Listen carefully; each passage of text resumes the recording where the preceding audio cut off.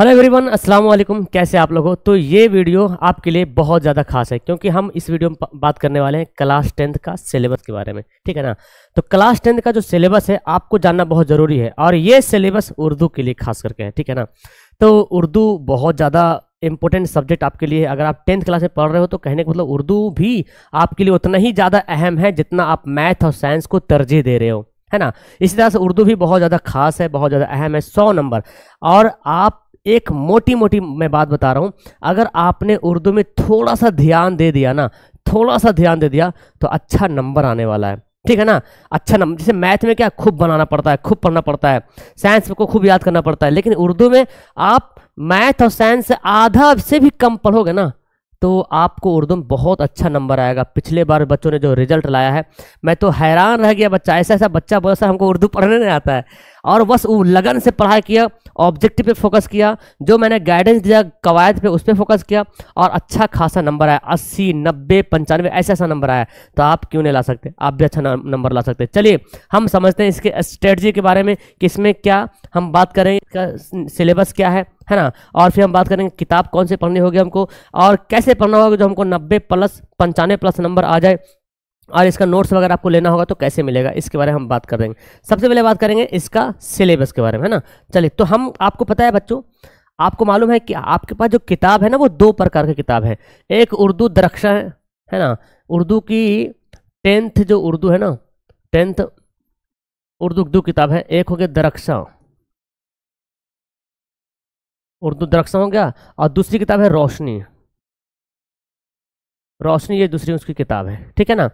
तो हम इसके बारे में पहले ध्यान से कर लेते हैं और सिलेबस इसी में कंप्लीट हो जाएगा। सिलेबस हो, बुक हो, तो हमारे पास दो किताब है, दरक्षा और रोशनी। यही दो किताब से हमको पढ़ना है। सबसे ज़्यादा सवाल किससे आता सर? तो सबसे ज़्यादा सवाल इससे, कम से कम बोला जाए तो इसमें से 90% सवाल, 90 क्या 95% बोले हैं, है ना? 90 प्लस, है ना? 90+% सवाल इसी से पूछा जाता है। बाकी थोड़ा में ना सवाल इससे बनता है। मतलब बोला जाता है नंबर के हिसाब से तो 6 से 10 नंबर, ऐसे अगर अप्रोक्स से बात करें तो 6 से 10 नंबर इसमें सवाल बनता है। बट सबसे ज़्यादा वजनदार चैप्टर यही है। तो अगर आपको रोशनी का इंतजाम नहीं हो पा रहा है तो कम से कम इस पर फोकस कर लीजिए, ज़्यादा बेहतर होगा। ओके, इसमें जो जो चैप्टर से दिया हो, चैप्टर का नाम लिखना तो बड़ी मुश्किल है। आपको पता है हमारे पास जो चैप्टर है इन दोनों किताबों में क्या क्या है? एक तो नसर है ना? एक नसर है और एक नज़म टाइप का है ना? नसर है, नज़म है। तो नसरी जो होता है, जो कहानी है, गज़ल है, इसमें क्या मिलेगा आपको? गज़ल वगैरह में, सॉरी, इसमें मिलेगा अफसाना, है ना?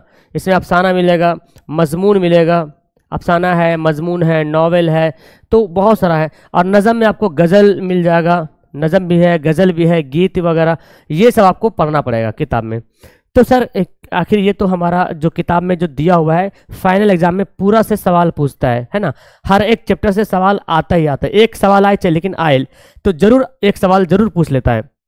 तो हमको इन दोनों किताब में हमको ज़्यादा फोकस क्या करना? दरक्षा। अगर आप रोशनी वाली किताब की अगर बात करें तो आप इसमें सिर्फ, मैं आपको बताता हूँ, इसमें आप सिर्फ जो है ऑब्जेक्टिव को अगर कमांड कर लीजिएगा ऑब्जेक्टिव पे तो 5 से 6 ऑब्जेक्टिव खाली ऐसे ही क्लियर हो जाएगा और ज़्यादा नंबर से सवाल पूछता नहीं, मतलब 5 से 10 नंबर सवाल पूछता है। सबसे ज़्यादा दरक्षा से पूछता है, तो दरक्षा को आपको ध्यानपूर्वक पढ़ना होगा, अच्छे तरीके से पढ़ना होगा। अब हम नसर भी पढ़ेंगे और नज़म भी पढ़ेंगे और हम आपको डेली पढ़ा भी रहे हैं। तो इसको सर पढ़ेंगे कैसे, कंप्लीट कैसे करेंगे, आइए इसमें बात करते हैं। तो आपको पता है कि जो उर्दू का जो इम्तिहान होता है उस इम्तिहान में जो है 100 नंबर का ऑब्जेक्टिव आता है ना, 100 नंबर का ऑब्जेक्टिव पूछता है, लेकिन आपको 50 ही बनाना है ना, 50 क्वेश्चन ही सोल्व करना है। तो बहुत आसान बात हो गया। उसके बाद और मैं बात करूं, ये तो हो गया। उसके बाद जो ऑब्जेक्टिव का सवाल होता है ना, जैसे ऑब्जेक्टिव समझ रहे हैं ना, एक क्वेश्चन रहता है, 4 ऑप्शन रहता है, बना लेते हैं। हम दे खुदाए अज़ूज़ल के लिखने वाले कौन है? शबनम कमाली। ठीक है, याद कर लिए। अब यही सवाल जो है ना, मतलब वर्ड बना के देगा, मतलब क्या बोलते हैं उसको, लघु उत्तरीय प्रश्न बोले, या हमको बोलते हैं मुख्तसर तरीन सवाल, है ना? एक लाइन का सवाल दिया है, 1 लाइनर क्वेश्चन रहेगा और उसको वैसी लाइन में लिखना है कि हम दे खुदाए अज़ूज़ल के मुसन्निफ शबनम कमाली है, ऐसे आपको लिखना पड़ेगा। तो इस तरह से देखा जाए, यानी कि 2 मार्क्स वाला सवाल देखा जाए ना, 2 मार्क्स का क्वेश्चन अगर पूछा जाए, कितना पूछता है? तो 2 मार्क्स का आपसे कम से कम तो 20 क्वेश्चन के आसपास पूछता है, लेकिन आपको 10 ही बनाना है, 10 सोल्व करना है। तो 10 सोल्व करेंगे तो 10 2 नंबर का रहता है, तो 10 दूना 20 नंबर, ये एक एक नंबर का रहेगा तो 50 गुना 1, तो देखिए 50 नंबर ऐसे हो गया और 20, 70 नंबर तो खाली ऐसे ही आ गया। खाली ऑब्जेक्टिव पे ध्यान दोगे ना, इस पे ध्यान दोगे तो ये ऑटोमेटिक आपका कंप्लीट हो जाएगा। 20 क्वेश्चन में ऐसा है कि आराम से 10 क्वेश्चन बना लीजिएगा, कोई बड़ी बात नहीं है। ओके, इतनी बात क्लियर हो गया।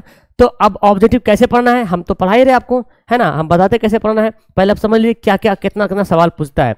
100 ऑब्जेक्टिव में आपको 50 बनाना होता है और वही ऑब्जेक्टिव से एक लाइन का क्वेश्चन बना देता है, ठीक है ना, कि रेया के मुसन्निफ कौन है, तो लिखिएगा रेया के मुसन्निफ सर सैयद अहमद खां, ये पूरा बात लिखना पड़ेगा। और ऑब्जेक्टिव में तो ऐसा होता नहीं, रेया के मुसन्निफ कौन है, नाम दिया है, टिक लगा दीजिए, आपका आंसर बन जाता है। लेकिन यहाँ पे लिखना पड़ेगा, तो नॉर्मल है, कौन है बस आपका नाम याद करना पड़ेगा। तो जब ये याद करोगे तो ये भी कंप्लीट हो जाएगा। तो हम समझते हैं भाई 70 नंबर तो ऐसे ही आ गया, खाली ऑब्जेक्टिव पढ़ करके, ज़्यादा माथा पेची करने की जरूरत भी नहीं पड़ा, ऑब्जेक्टिव पढ़े 70 नंबर ऐसे ही आ गया। और भी नंबर है, आपको मैंने बताया ये हो गया 3 नंबर नहीं बोले तो 5 नंबर का ना, 5 नंबर का सवाल पूछता है 5 नंबर का सवाल पूछता है, शायद 5 नंबर का मेरे ख्याल से 5 या 6 क्वेश्चन पूछता है। उसमें आपको 3 बनाना है, 3 क्वेश्चन सोल्व करना है। और 3 क्वेश्चन सोल्व करेंगे तो 5 नंबर का तो कितना हो गया, 15 नंबर। अब सर इसमें आपके लिए बता रहा हूँ, बेनिफिट बता रहा हूँ। इसमें जो बेनिफिट है वो क्या है, देखिए इसमें क्या बेनिफिट है। इस 6 क्वेश्चन में ना, 6 क्वेश्चन में 2 क्वेश्चन ऐसा रहेगा जिसमें वाहिद जमा रहेगा, एक क्वेश्चन, और एक क्वेश्चन आपका वाहिद जमा रहेगा, एक क्वेश्चन रहेगा जिद इजदाद, है ना, उल्टा विलोम शब्द। और ये क्या रहेगा, वाहिद जमा में 10 क्वेश्चन देगा, बोलेगा कि 5 का बनाइए, मतलब एक क्वेश्चन लिख दिया वाहिद से जमा बनाए, उसमें 10 को दे दिया वाहिद जमा और 5 को बनाना होगा। कितना हल्का है। उस तरह जिद इजदाद 10 को दे देगा और बोलेगा 5 को बनाने के लिए, और कोई भारी नहीं। ये वाहिद जमा कहाँ से लाता है सर, ये वाहिद जमा कहाँ से लाता है, ये वाहिद जमा मोस्ट आपकी किताब से, है ना, आपके किताब से, यानी कि दरख्सा किताब है ना, उसी से वाहिद जमा उठा के दे देता है। मतलब बड़ा हल्का हल्का सवाल रहता है, इतना है कि 10 में 5 बना लीजिएगा। तो लॉन्ग में से 2 क्वेश्चन तो ऐसे सोल्व हो गया।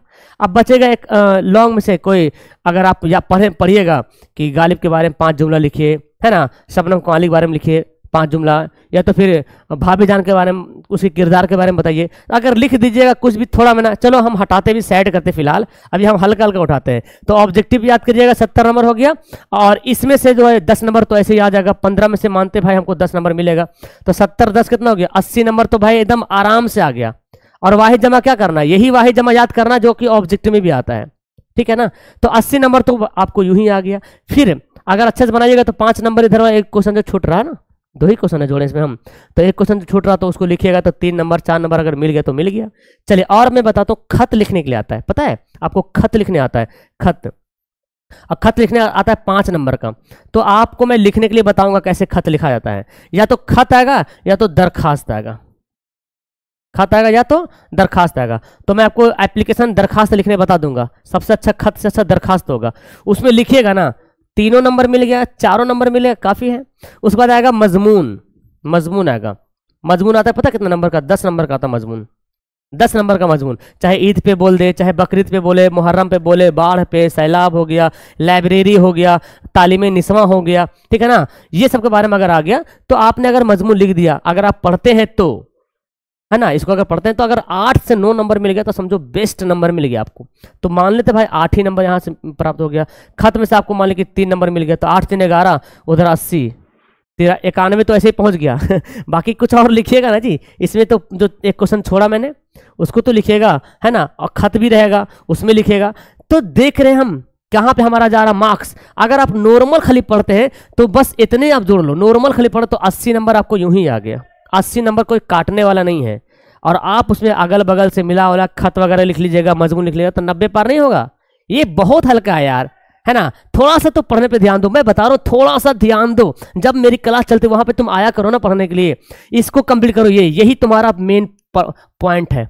यही हर एक विषय का, चाहे मैथ हो, चाहे साइंस हो, चाहे सोशल, सबका मेन ऑब्जेक्टिव ही है। ऑब्जेक्टिव तुम्हारा पिलर है, इस पिलर को मजबूत कर लो, तुम्हारा नंबर बहुत बेस्ट आएगा। उर्दू तो सबसे हल्का है, इसी प्रकार हिंदी भी है। तो समझ में आ गया कैसे हमको पढ़ना होगा, बाकी तो हम पढ़ा ही रहे आपको। अब बात करते हैं, सिलेबस हो गया। हाँ, स्कोर कैसे करना 95%, तो मैंने बता दिया कैसे 95% लाना है है ना। तो इतना 80 तो आ गया, और मेहनत कीजिएगा, जुनून और बढ़ाइएगा, तो नहीं आएगा 95%? यार क्यों नहीं आएगा, हद करते हैं यार, आ जाएगा 95%। अच्छा सर, किताब के बारे में मैंने बता दिया, आपको सिलेबस मैंने बता दिया, कैसे पढ़ना है, कैसे पढ़ना है देखो इसके बारे में आपको बताता हूँ कैसे पढ़ना है। पहली बात तो आप यूट्यूब से पढ़ सकते हैं, यूट्यूब से आप पढ़ करके जो मैं पढ़ा रहा हूँ ना उसको पढ़ के लिख करके नोट करके पढ़ सकते हैं। अगर आपके पास थोड़ा सा पैसा है, थोड़ा सा पैसा है तो आप नोट्स ले सकते हैं, नोट्स से। और उर्दू का नोट्स है ना, उर्दू का नोट्स मान रहे सिर्फ 299 में है, इसमें उर्दू नहीं है, उर्दू भी है, हिंदी भी है और अंग्रेजी भी है, तीनों मिला के हैं 299। भाई आपके पास उर्दू है और हिंदी है, ये 200 नंबर का है। 200 नंबर के लिए आपको अगर 300 रुपये लगता है तो क्या दिक्कत जाता है। लेकिन इसमें बेनिफिट क्या होगा सर, बेनिफिट देखिए क्या होगा। पहली बात तो यहाँ पे रिकॉर्ड वीडियो मिलेगा, रिकॉर्ड वीडियो तो मिल जाएगा। उसके बाद क्या मिलेगा सर, यहाँ पे सबका ऑब्जेक्टिव प्लस सब्जेक्टिव जो किताब का है ना, इसका क्या मिलेगा, सॉल्यूशन मिल जाएगा, ऑब्जेक्टिव सब्जेक्टिव का सॉल्यूशन मिल जाएगा। फिर क्या मिलेगा, क्वेश्चन बैंक मिलेगा, पिछले 10 साल में कौन कौन सवाल पूछा है, इससे आइडिया मालूम चलेगा। क्वेश्चन बैंक आपको मिलेगा पीडीएफ, तो पीडीएफ मिलना आसान है ना, पीडीएफ में क्या कीजिएगा, फटाफट फटाफट पढ़ लीजिएगा, और वीडियो में तो बड़ी टाइम लगता है थोड़ा, तो आपको ये सब। इसके बाद क्या मिलेगा, टेस्ट, सबका टेस्ट भी मिलेगा। तो अब क्या चाहिए आपको भाई, अगर आप एग्जाम, अगर मान लीजिए एग्जाम आपने दे दिया, आपका नंबर कम आया, कोई बोले भाई 5000 दे दो या 1000 दे दो, उर्दू में हम तुमको 90 नंबर दिला देंगे, तो उसमें हंस के दे दीजिएगा पैसा, 1000 रुपया उर्दू नंबर बढ़ जाएगा, फर्स्ट आ जाएंगे। एक नंबर से बंदा सेकंड हो जाता, पता है ना। मान लीजिए पूरा मिला के आ गया 299, खुदा ना करे ऐसा हो, है ना, 299 नंबर आ गया, और आपसे बोले, ऐसे तो बिहार बोर्ड खुद पास करता है 299 नंबर में, लेकिन 290 आ गया, और बोले 10 नंबर बढ़ा देते हैं। सोचो 10 नंबर के लिए कितना वैल्यू, एक एक नंबर के लिए वैल्यू है। तो आप अगर चाहते हैं, है ना, तो ज्वाइन हो सकते हैं हमारा नोट्स में। ये मैंने यहाँ पे देखो बना रखा है कि ये हिंदी उर्दू अंग्रेजी का 299 रुपया है ना, अगर आप ज्वाइन होना चाहते हैं तो। और अगर चाहते हैं सर हमको मैथ साइंस सोशल भी आपको पढ़ा दीजिए हमको, तो सर सिर्फ 1 रुपया और आपको 100 रुपया और ज़्यादा लगेगा, 399, ठीक है ना, सिर्फ 100 रुपया ज़्यादा लगेगा। लेकिन वहाँ पे सारा कुछ मिलेगा, हिंदी उर्दू मैथ साइंस वगैरह सब कुछ मिलेगा। ये हमारा मोबाइल नंबर है, चाहे तो आप मोबाइल नंबर पे कांटेक्ट कर सकते हैं, कॉल कर सकते हैं, और पहले फुल जानकारी ले लीजिए, इसके बाद आप कोर्स को परचेज कीजिएगा। लेकिन ध्यान रहे कि किस में आपको ज्वाइन होना है, ऐसा नहीं कि इसमें ज्वाइन हो गए फिर बोलेगा 100 रुपये ज़्यादा लग रहा सर, इसको भी ले लेते हैं, तो बोलेगा 100 रुपये भेज दे सर, दे दीजिएगा, तो ऐसा नहीं होता है, ठीक है ना। कोर्स में वो ज्वाइन हो जाएगा तो फिर दिक्कत है, तो एक बार सोच समझ के लेना है कौन वाला कोर्स लेना है, ठीक है। ये तो क्लियर हो गया। चलिए कोर्स की बात हमने कर लिया। अब आप चाहते सर हम लाइव क्लास यूट्यूब से पढ़ लेंगे, है ना, हम यूट्यूब से लाइव क्लास पढ़ लेंगे सर, पैसा वैसा तो हमारे पास है ना, गरीब आदमी है ना, ऐसे बोलते ना, बच्चा लोग ऐसे ही बोलता है, ठीक है ना। तो क्या करें, हालांकि ज़्यादा फी नहीं है, इतना तो आदमी रिचार्ज कराता है, ठीक है ना। तो यूट्यूब से अगर पढ़ना चाहते हैं तो फिर हमारी क्लास ज्वाइन कीजिएगा 6 बजे शाम को, है ना। यहाँ पे आपको ज़्यादातर रिवीजन ही होगा, लेकिन वहाँ पे जब पैसा लगेगा ना, बोलते हैं ना, जब पैसा लगता है ना तो समझ में आता है, उसका वैल्यू पता चलता है कि हमको क्या करना होता है। ओके, इसीलिए आपको सोचना है कि हमको करना क्या है। तो 6 बजे शाम को यूट्यूब पे क्लास चलेगी फिलहाल इसी चैनल पे, और आप लोग जरूर से ज्वाइन हो जाइएगा, ठीक है। तो आपको जैसा राय बनता है नीचे कमेंट कीजिएगा। सिलेबस समझ में आ गया, अब मुझे बताओ आप लोग क्या इस सिलेबस को फॉलो करके आप कितना नंबर ला सकते हो, आपके अंदर क्या जुनून पैदा हुआ, क्या आप इसको फॉलो करके कितना मार्क्स ला सकते हो। मैंने तो नॉर्मली बता दिया भाई, अगर नॉर्मल पढ़ोगे तो 80 नंबर तो कोई काटने वाला नहीं है ना, और थोड़ा सा और पढ़ लोगे तो 90 पार हो जाएगा। उर्दू हिंदी एक ऐसा सब्जेक्ट है बच्चों जो आपका मार्क्स को अप करता है ना, बूस्ट करता है, आपके रिजल्ट को बूस्ट करता है। सोचिए, तो इसीलिए इसको पीछा नहीं छोड़ना है, इसको पीछे पड़ जाना है, हाथ मुंह धो के पड़ जाना पीछे, जरूरत पड़े तो पैर भी धो लीजिएगा, ठीक है, लेकिन पीछे पड़ जाना है इसमें।